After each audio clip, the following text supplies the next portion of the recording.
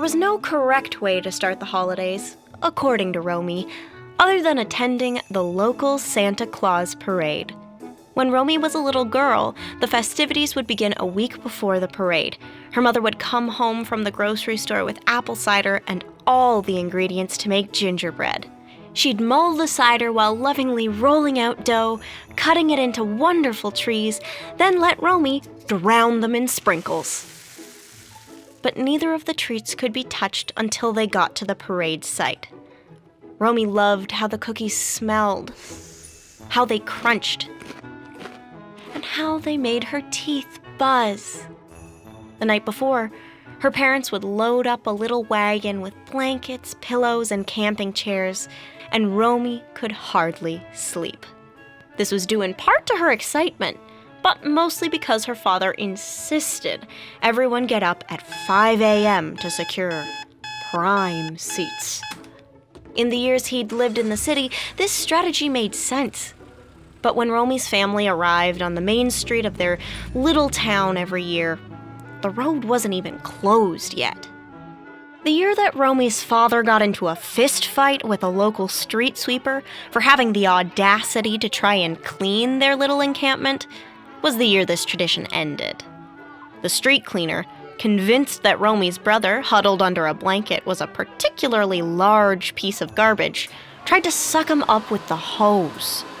Romy's father left the parade that year with a black eye and a missing tooth. Her brother left with a permanent mohawk.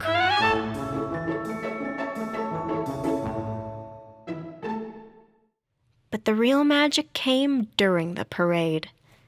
It always started the same. After hours of waiting, a police car with its lights flashing and sirens blaring would crawl up the street.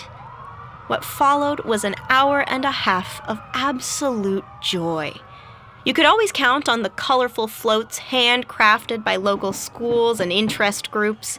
A gang of neighbors would get their dogs together, dress them up as little elves, and walk them through the parade, jangling all the way. Mrs. Matherson's dog, Fifi, seemed particularly shine at the task. She carried her elf hat the way a scientist might carry around its Nobel Prize. There'd be groups of excited teens walking around in costumes, mostly winter-themed, chatting with their friends and marching the parade route with their very best royalty waves. Inevitably, the local church, St. John the Redistributors, would have a float with "Keep the Christ in Christmas" painted in big letters, and it always featured some miserable-looking youth group kids in a nativity scene. They'd all wave, bored out of their skulls and freezing.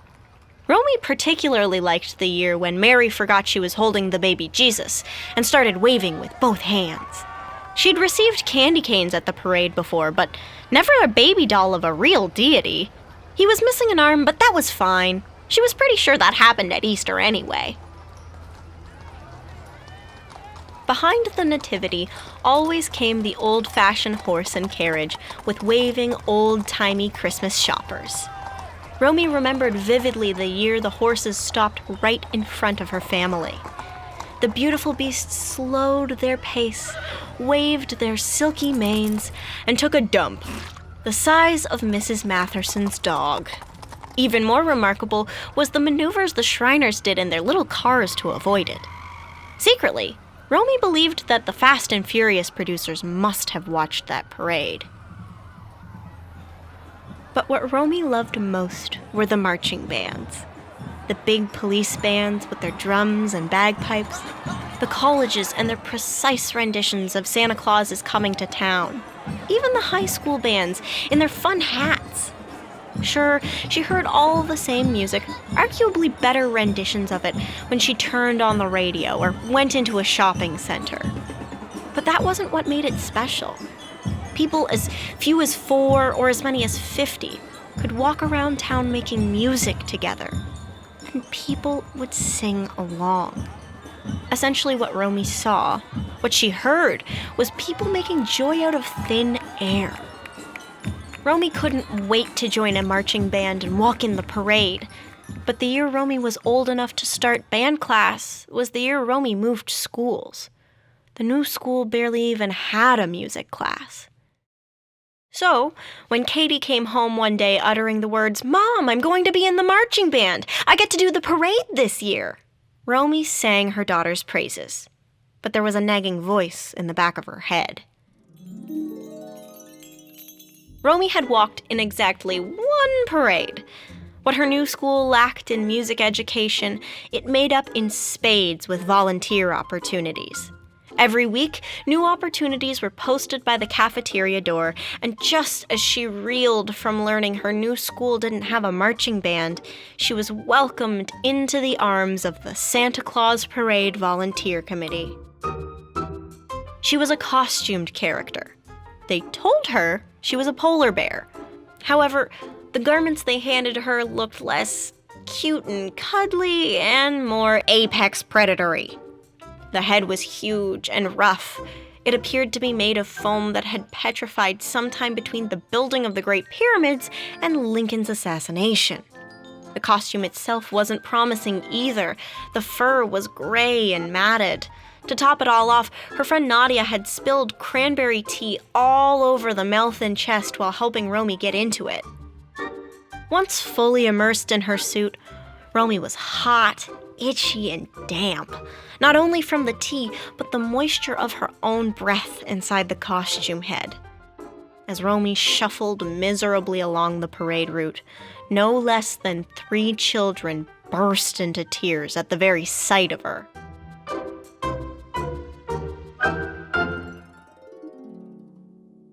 That won't be a problem for Katie, she reassured herself. Thank God. This was when Katie's little brother Drew marched in with a costume character sign-up sheet. Katie decided to leave the kitchen when she saw her mother's eye twitch. She had learned from personal experience not to stand in Romy's path in the moments following that twitch. She headed up to her room to practice.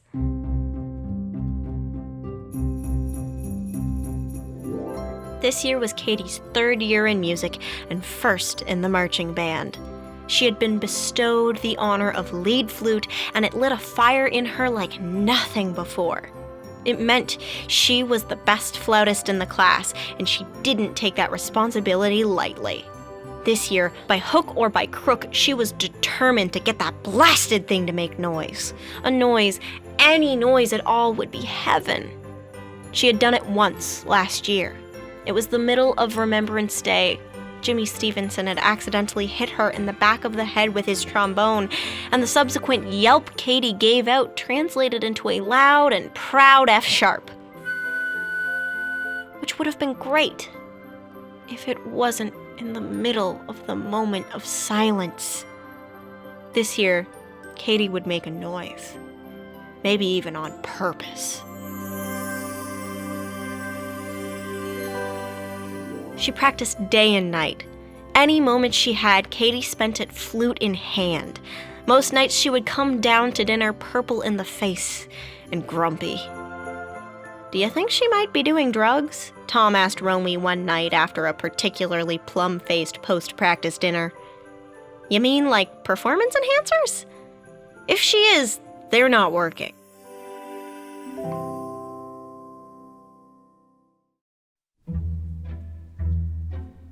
Time sped up through the fall, as time is wont to do when you wish it had just slowed down. On November 3rd, 2 weeks before the parade, Drew got his character assignment. "A winter prince?" Drew asked his mother. Surely, there had been some mistake. The organizing committee had seen his sign-up form. He'd clearly written pirate and some very convincing skulls and crossbones to show his commitment to character. They couldn't miss it. No one could contest that Drew Tungsten was meant to be a pirate in the 72nd annual Santa Claus Parade.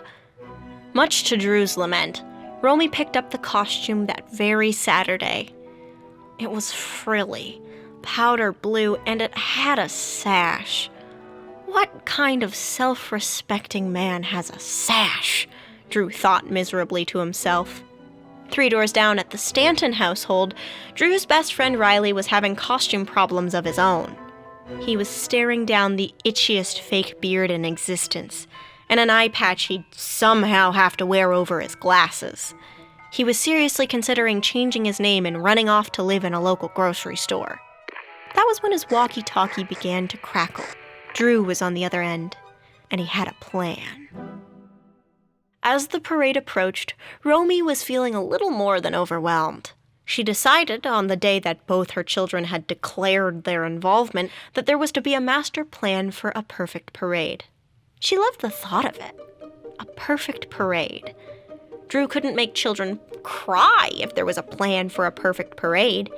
Katie could even play music if there was a plan for a perfect parade. She'd obliterate the thought of her miserable parade experience if there was a plan for a perfect parade. Phases 1 through 6 were complete, and with less than 48 hours left before the parade, she initiated step 7, revealing to the family that there was a plan for a perfect parade. Not that she called it that out loud. Tom had been prepped for the telling of children, step 6, and now it was time to give orders.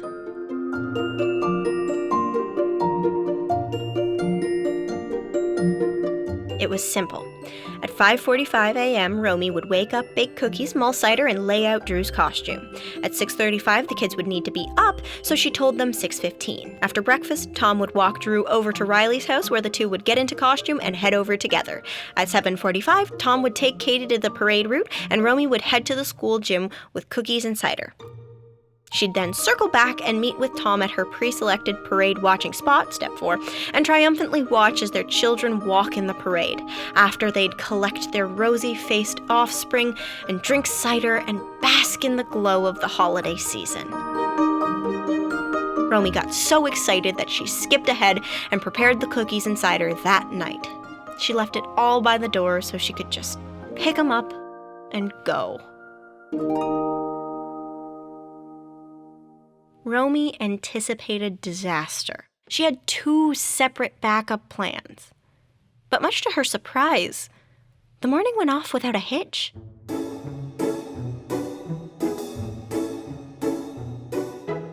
Drew was at the Stantons by 7:30.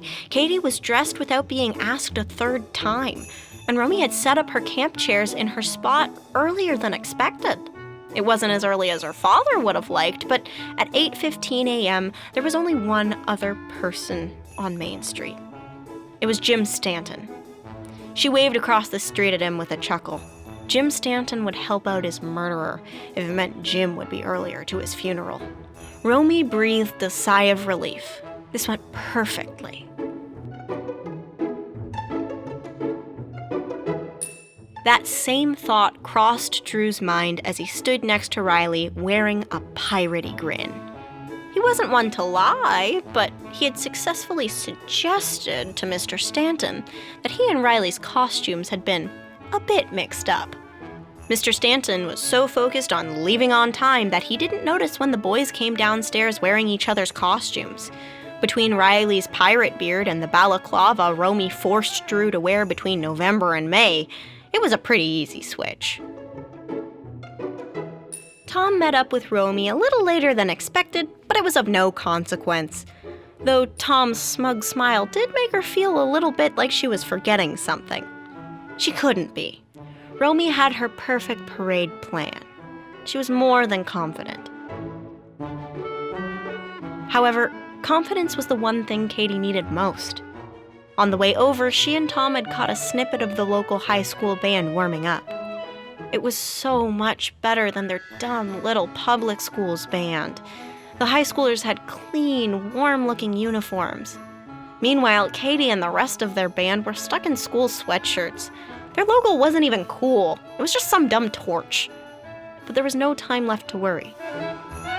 All at once, the parade had begun.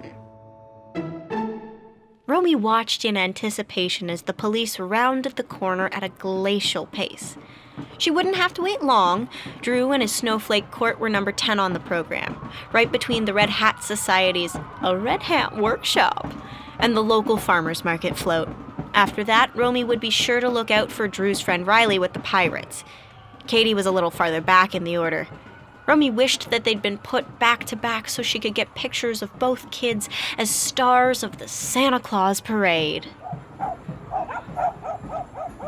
It took Drew exactly 3 minutes and 45 seconds to realize he no longer wanted to walk in the parade.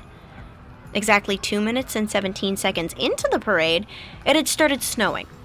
In that minute and 28 seconds, Drew's hands got cold, snow sloshed into his boots, and he realized Riley was right. The pirate beard was itchy. Drew began to look around for escape plans. Can I hand out some candy?" he asked the first mate on his right. Drew didn't wait for an answer. He just grabbed a fistful of mini candy canes from the chest of booty and traded it with the first kid in sight for a program. At this point, the snowflake court was reaching Tom and Romy. As Riley approached, he realized he'd be in a mom and dad and Mr. and Mrs. Drew's mom and dad sandwich in less than 10 seconds. He hid his face as best he could. "Drew, over here!" Romy yelled over the crowd. Riley grimaced. "Drew, I've got the camera! Just look over here!" Now, Riley Stanton was not a kid known for running. In fact, he was known mainly in gym class for asthma and dubious doctor's notes written in glittery gel pens. So the fact that Romy managed to catch a clear shot of Riley mid-sprint, it was a miracle for multiple reasons. "He looks like a festive Bigfoot," Tom remarked, looking at the picture. Wait, when did Drew get glasses? Riley reached Drew just as a plan had come into full fruition. "He's supposed to be with us," said Drew before the big kids could ask. "I'm supposed to make him, walk the plank." With a wink at Riley, Drew shoved him back. "To the plank with ye!" Katie spotted the boys running as the band rounded the corner onto Main Street. She turned for a second to see them disappear behind Santa's Hot Tub Christmas.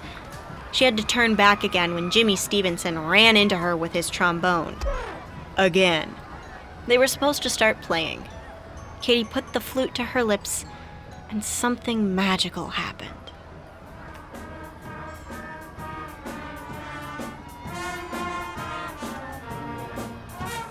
Romy could hear the elementary school band and all their half-tuned glory squeaking and squonking before she could even see them.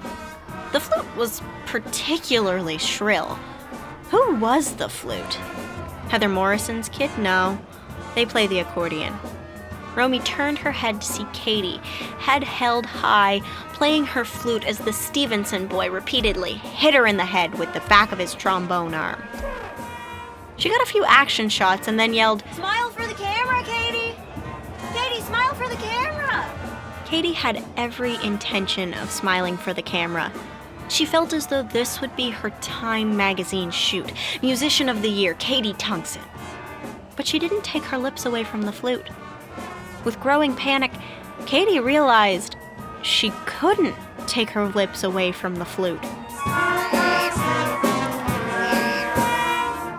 In years to come, the town's residents would remember this as the only time they'd ever heard a vocal flute solo in the middle of Jingle Bells.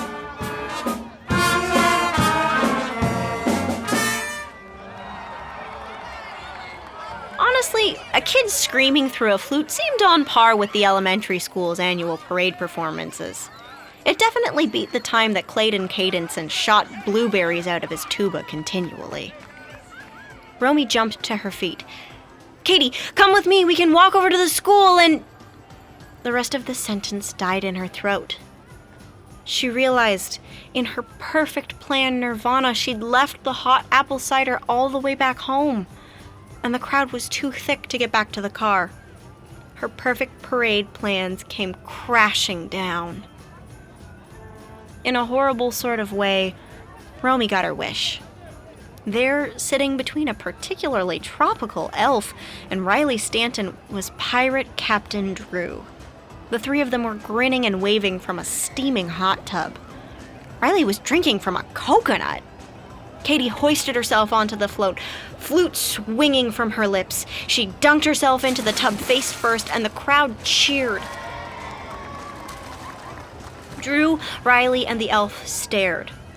For a moment, a squelching sort of noise rose with the bubbles. And then silence. Ted Nedson, owner of Ted Nedson's premium discount hot tubs and current driver of the float, didn't hit the brakes. His back windows were covered in wrapping paper, and his speakers were blaring Christmas music. He had no idea. The crowd froze. Mr. Stanton, who had been packing up so he could beat the rush, dropped his folding chair. "Do something," said Riley. "I'm a pirate, not a swimmer," Drew fired back. Romy remembers a lot of things that happened on this day, but she never seems to remember what happened next. Tom will tell you that Romy ran out onto the street, mounted the float, and pulled a chattering Katie out of the water in 3 seconds flat.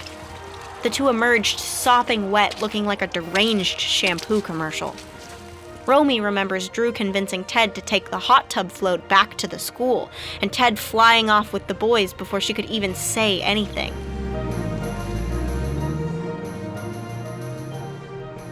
When she met Drew and Riley at the front door, they were bone dry. Ted took us on the highway, Riley remarked, scratching a bug out of his teeth. Romy was miserable. She failed in her perfect parade plan.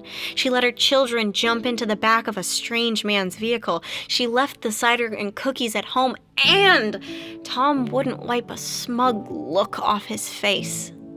Parades had never been his thing. When he was 13, he walked a parade holding a banner with a girl who was a foot shorter than him and walked exactly 3 paces too slow. It put him off the whole idea.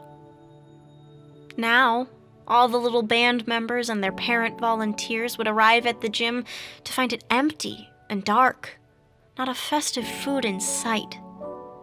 But when she opened the door, she found quite the opposite. Tables were packed with hot chocolate, cider, even cookies. Some snowflakes and baubles were even hung from the ceiling. Tom grinned. "You forgot about the final step in your plan," said Tom, offering her some hot apple cider, not setting high expectations of the day.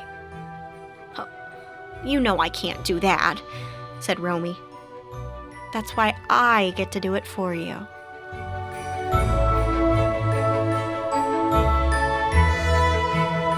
Romy pondered the thought, taking a bite of gingerbread cookie. She watched the kids running around the gym. Drew was wearing his costume and it was bleached from the waist down. Katie was acting out her story to enraptured band members. She giggled, and a little blood got on Jimmy Stevenson. Riley was stumbling around wearing his glasses, the balaclava, and the eye patch all at once. Romy took another bite of cookie. It tasted just like the ones she had after she walked in the Santa Claus parade herself. It tasted like joy.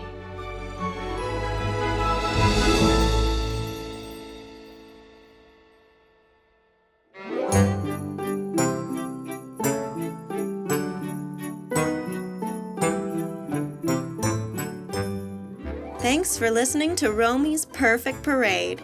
This was written and performed by Grace Bevan. The audio was produced by Kelsey Cueva. And a big thanks to Miss Cohut and Miss Brozo's 11th grade music class. They can play better than that, folks. Have a happy holiday and a wonderful new year.